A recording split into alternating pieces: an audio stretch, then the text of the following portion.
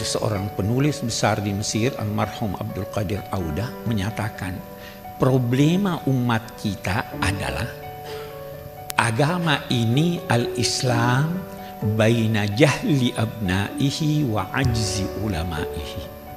Islam berada di tengah-tengah kebodohan umatnya dan ketidakmampuan ulamanya. Itu kita.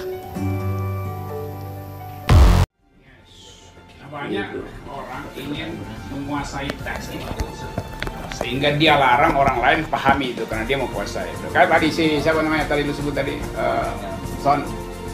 Umberto Eco, Umberto Eco, The Name of the Rose. Itu Bible itu di abad-abad 14-15 disembunyikan di bawah tanah.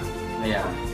Nah, supaya si Romawi, Prias ini, pendeta ini, Romo ini menguasai ilmunya, orang lain nggak boleh baca. Dia bikin teknik tuh. Kalau lu, jadi Bible-nya itu atau teks-teks suci itu, kan kita biasanya pakai ludah kan buat buka halaman. Mati dia. Di ujungnya itu dia taruh racun. Jadi kalau lu asal begini mati. Jadi ketahuan dia mati. Nah itu kemudian dibikin cerita bahwa itu gara-gara tidak suci, padahal sengaja diracun bacanya. Itu dibikin ada filmnya. Ada filmnya. Sean Connery. Ya, Name of the Rose. The Name of the Rose. Umberto. Dari novelnya Umberto Eco. Karena 10.000 tahun lalu kayaknya belum ada orang Arab.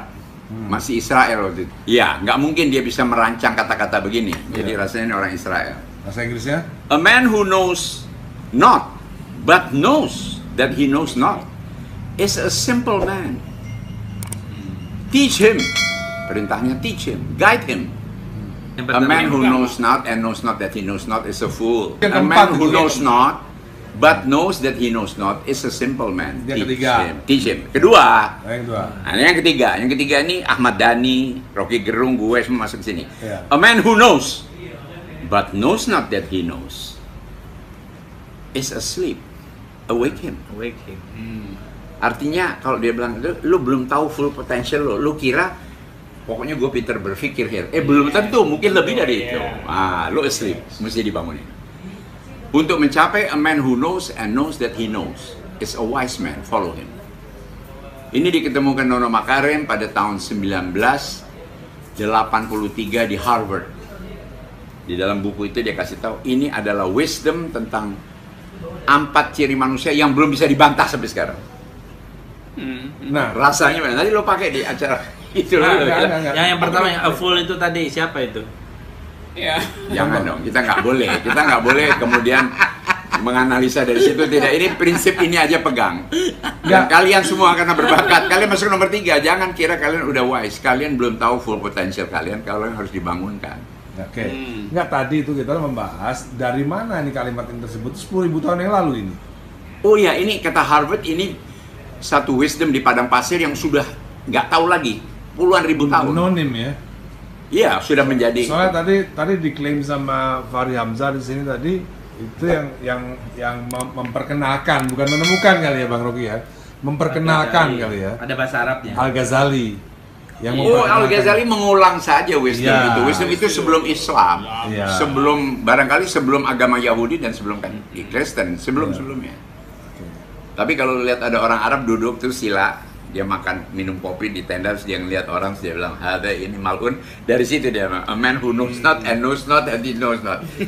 Orang bodoh dan tidak tahu dirinya bodoh, bahasa Indonesia ya, orang pandir. Orang pandir. Jauhi orang pandir itu. Karena udah bodoh dia nggak tahu dia bodoh. Sementara lu mengagumi kakek gue, itu kakek gue loh. Al-Qadri, nama gue tuh datangnya dari Abdul Qadri Jalani, itu main. Great, saya turunan ke-33 dia. Tapi yang saya mau bilang, lu mestinya menghiraukan orang namanya Sahabatai Sevi. Ada tuh bukunya. Itu adalah mesianya Yahudi yang paling top. Dan terakhir dalam hidupnya masuk Islam. Lu tahu dia punya bukunya dulu. Lu tahu dia punya fatwa. Hanya dengan memeluk agama Islam yang dianggap sudah dia bandingkan dengan Taurat itu equal, kita bisa kembali ke tanah yang dijanjikan, to the promised land, and we will be accepted by them because we are Jewish and Muslim. And then baru kita bisa mempersatukan dunia. Loh, dia hebat sekali. Gue setuju sama dia. Kalau dia waktu itu bawa orang-orang Yahudi pulang di waktu itu di bawah pimpinan dia, mungkin orang Palestina terima karena dia Islam.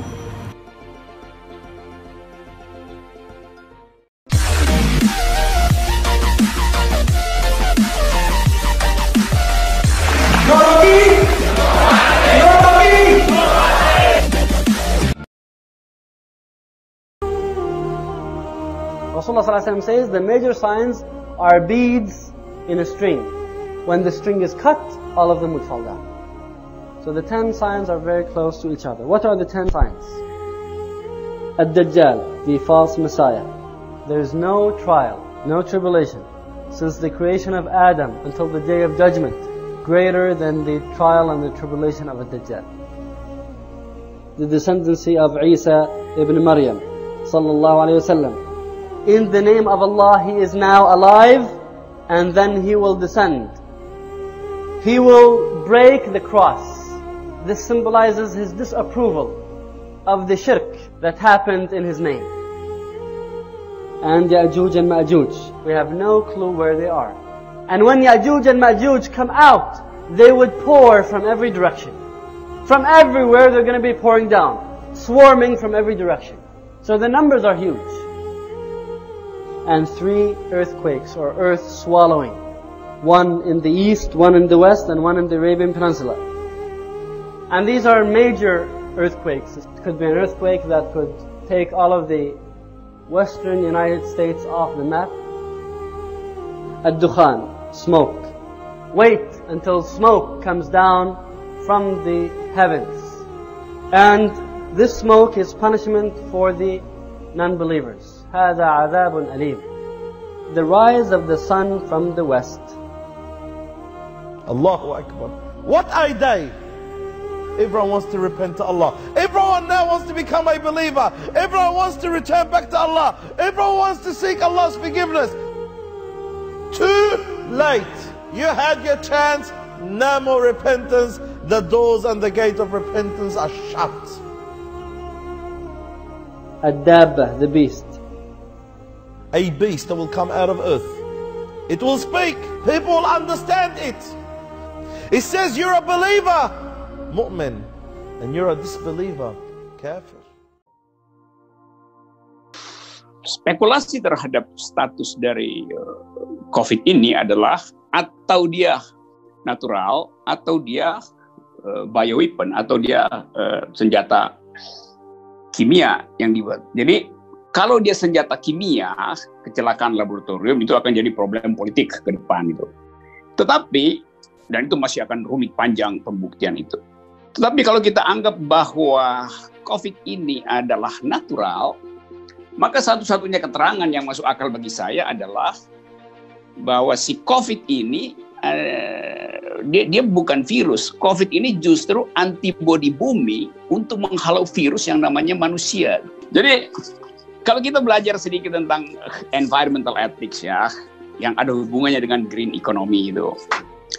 Kalau virus ini adalah antibodi bumi untuk menghalau virus yang namanya manusia, maka ekonomi juga harus berubah berdasarkan pola itu.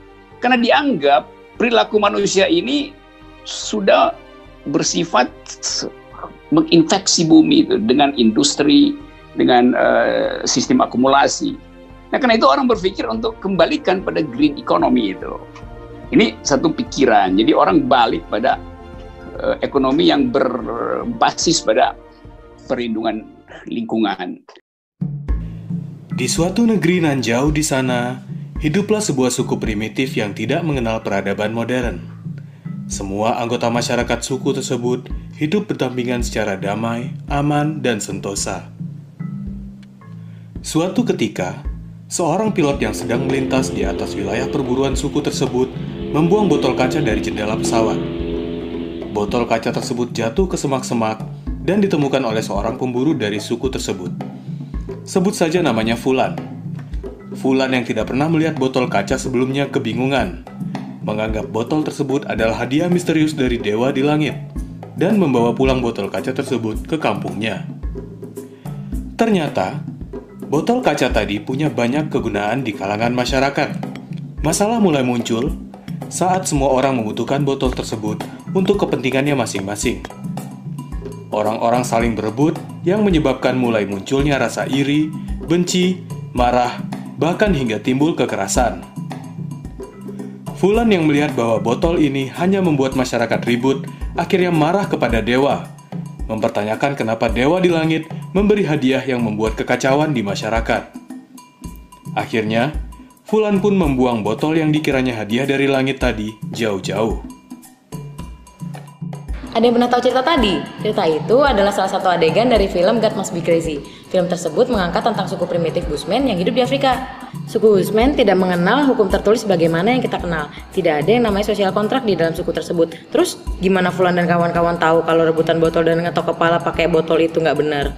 Bukan cuma itu, suku tersebut juga meyakini kalau menghilangkan nyawa orang lain, mengambil barang milik orang lain, dan perkawinan saudara adalah salah.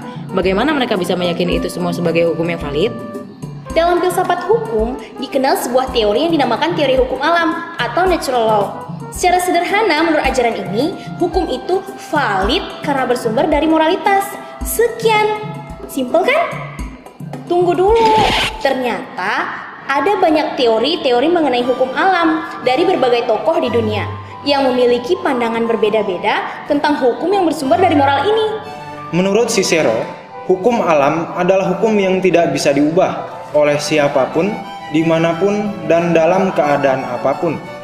Karena hukum alam itu hukum yang langsung diturunkan dari Tuhan atau hukum yang bersumber dari Tuhan, yang bertujuan untuk kebaikan dan keadilan bagi seluruh umat manusia.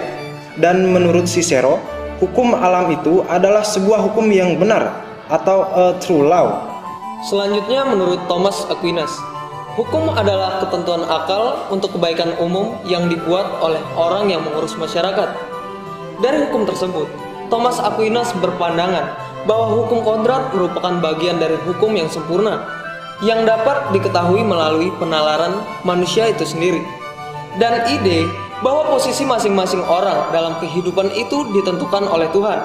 Tetapi semua orang, apapun statusnya, tunduk pada otoritas Tuhan. Yang terakhir adalah Grotius. Dalam bukunya, Grotius mengatakan, bahkan kalaupun Tuhan gak ada, hukum alam akan tetap sama. Maksud Grotius, sumber hukum alam adalah pikiran atau akal manusia. Karena dengan menggunakan akalnya, manusia dapat memahami apa yang adil dan apa yang tidak adil meskipun gak ada Tuhan. Masih banyak tokoh-tokoh lain yang mengemukakan teori-teori hukum alam. Namun, dari semua teori hukum alam yang ada, dapat kita simpulkan bahwa moralitas dapat berasal dari Tuhan maupun dari akal pikiran manusia. Tapi bagaimana dengan Tuhan yang diyakini oleh Fulan? Fulan tentu tidak mengenal Tuhannya Cicero dan Aquinas, tapi dia tetap bisa menilai sendiri mana yang baik dan mana yang buruk. Mungkin dalam hal ini Grotius memang benar, bahwa hukum alam akan tetap ada, meskipun Tuhan tidak ada, ataupun Tuhan hanya memberikan sebuah botol kaca.